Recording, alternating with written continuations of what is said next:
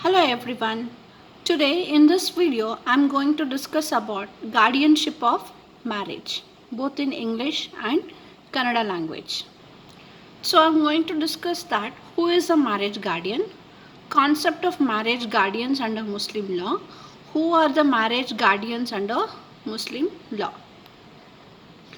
So who is the marriage guardian here?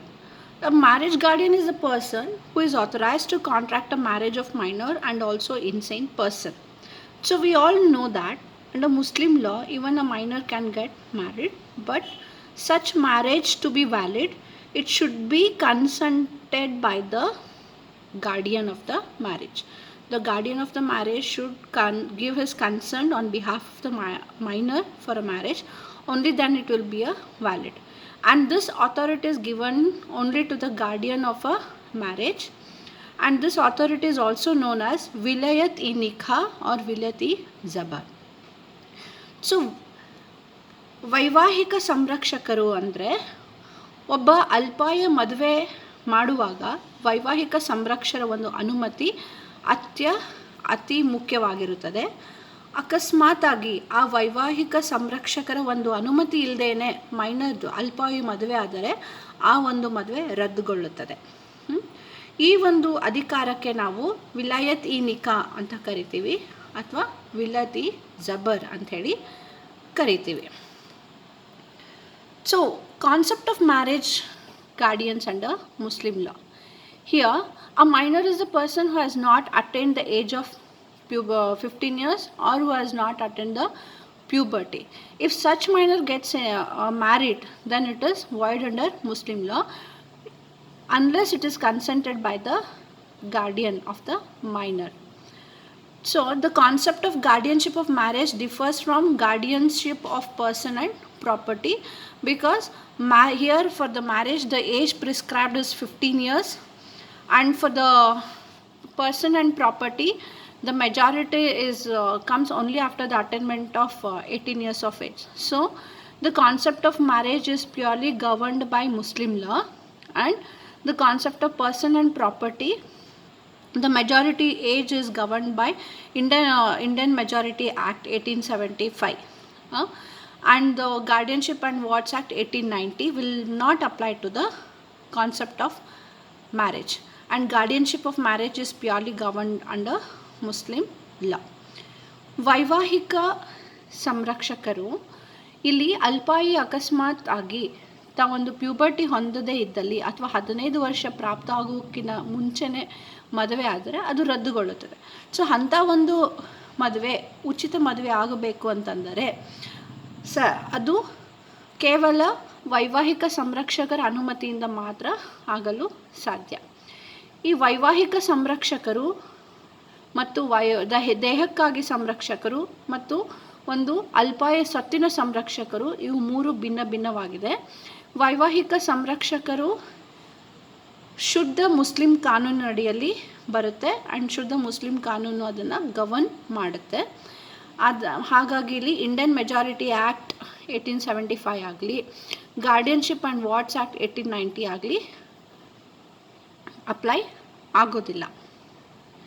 So who are the marriage guardians? So the father is the first marriage guardian. In his absence, paternal grandfather, how high soever, and next brother or other male members of father family. Next, in their absence, mother. Next, maternal relation other than person within prohibited degrees. Above, if all these above peoples are not there, then the marriage guardianship will go to Qazi or the court. However, under Shia law, only father and the paternal grandfather are the marriage guardians. So no person other than mentioned in this list cannot be the guardian for a marriage. Yeah? And the nearer will exclude the remoter. So ವೈವಾಹಿಕ ಸಂರಕ್ಷಕರು ಅಂದರೆ ಯಾರ್ಯಾರು ಬರ್ತಾರೆ ಅಂದರೆ ತಂದೆ ಬರ್ತಾರೆ ಮತ್ತು next ಪೈತೃಕ ಅಜ್ಜ ಅಂದರೆ ತಂದೆಯ ತಂದೆ ಅಥವಾ ತಂದೆಯ ಅಜ್ಜ ಎಷ್ಟೇ ದೊಡ್ಡವರಿದ್ರೂ ಅವ್ರು ಬರ್ತಾರೆ. ಅಣ್ಣ ಅಥವಾ ತಂದೆ ಒಂದು ಕುಟುಂಬದಿಂದ ಯಾವುದೇ ಒಂದು ಪುರುಷ ಸಂಬಂಧಿಕರು ಬರ್ತಾರೆ. ಇವ್ರು ಯಾರೂ ಇಲ್ಲ ಅಂದರೆ ತಾಯಿ, ಅವರಿಲ್ಲ ಅಂದರೆ ಒಂದು ಪ್ರಾಹಿಬಿಟೆಡ್ ಡಿಗ್ರಿ ಅಂದರೆ ಮದುವೆ ಆಗ ಮಗುವಿನ ಜೊತೆ ಮದುವೆ ಆಗಕ್ಕೆ ಬರುವಂಥ ಸಂಬಂಧಿಕರನ್ನು ಹೊರತುಪಡಿಸಿ ಬರುವಂಥ ಯಾವುದೇ ವ್ಯಕ್ತಿ ಆದ್ರೂ ಆಗ ಸಂರಕ್ಷಕರಾಗಬಹುದು. ಇವ್ರು ಯಾರೂ ಇಲ್ಲ ಅಂತಂದರೆ ಕಾಜಿ ಅಥವಾ ಕೋರ್ಟು ಸಂರಕ್ಷಕರಾಗಿ ಒಂದು ಮೈನರ್ ಮದುವೆನ ಮಾಡ್ಬೋದು. ಆದರೆ ಶಿಯಾ ಲಾದಲ್ಲಿ ಏನು ಹೇಳ್ತಾರೆ ಅಂದರೆ ಕೇವಲ ತಂದೆ ಮತ್ತು ಅಜ್ಜ ಮಾತ್ರ ವೈವಾಹಿಕ ಸಂರಕ್ಷಕರು ಆಗಬಹುದು, ಇವರನ್ನು ಹೊರತುಪಡಿಸಿ ಬೇರೆ ಯಾರೂ ಆಗಲಿಕ್ಕೆ ಸಾಧ್ಯ ಇಲ್ಲ ಅಂತ ಹೇಳ್ತಾರೆ. ಹಾಗೆ ಹತ್ತಿರದ ಒಬ್ಬ ಸಂರಕ್ಷಕರಿದ್ದರೆ ದೂರ ಇರುವಂಥ ಸಂರಕ್ಷಕರನ್ನು ಅವರು ಮೀರಿ ಬರುತ್ತಾರೆ. ಎಕ್ಸಾಂಪಲ್, ಈಗ ತಂದೆ ಇದ್ದರೆ ಅಜ್ಜ ಮದುವೆ ಮಾಡಲು ಬರುವುದಿಲ್ಲ. ಅಜ್ಜ ವೈವಾಹಿಕ ಸಂರಕ್ಷಕರಾಗಿ ಒಂದು ಅಲ್ಪಾಯ ಮದುವೆ ಮಾಡಲು ಬರೋದಿಲ್ಲ. ಹಾಗೆಯೇ ಇದನ್ನು ಅಟಿಕಾ ಬೇಗಂ ವರ್ಸಸ್ ಮೊಹಮ್ಮದ್ ಇಬ್ರಾಹಿಂ ಎಂಬ ಒಂದು ಕೇಸ್ನಲ್ಲಿ ಕೋರ್ಟ್ ತೀರ್ಮಾನ ಮಾಡಿದೆ. ರಿಮೋಟರ್ guardian is excluded by the nearest guardian.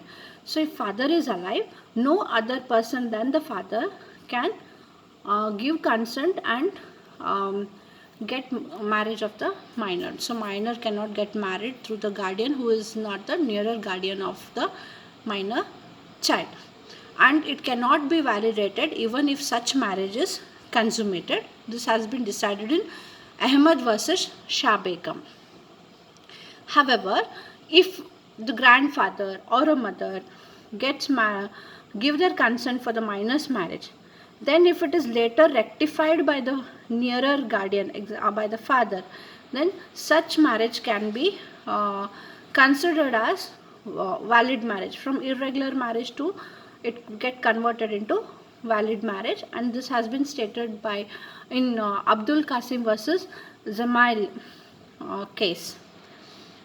So when it is not possible by the nearer guardian to contract the marriage, then the next guardian can contract the marriage. So in the absence of father, or if the father is unavailable, he cannot be contacted, or he cannot give his consent, he is not in a position to give his consent, then the next guardian in the hierarchy list can contract the marriage on behalf of the minor. So in today we came to know who is the guardian of guardianship. Today we came to know about the guardianship of marriage, and here the father is the guardian of marriage, and in his absence it will go to the paternal grandfather. In there any male member of the father's family, then it will come to the mother. So no mother can contract the marriage of her minor child when the father is alive.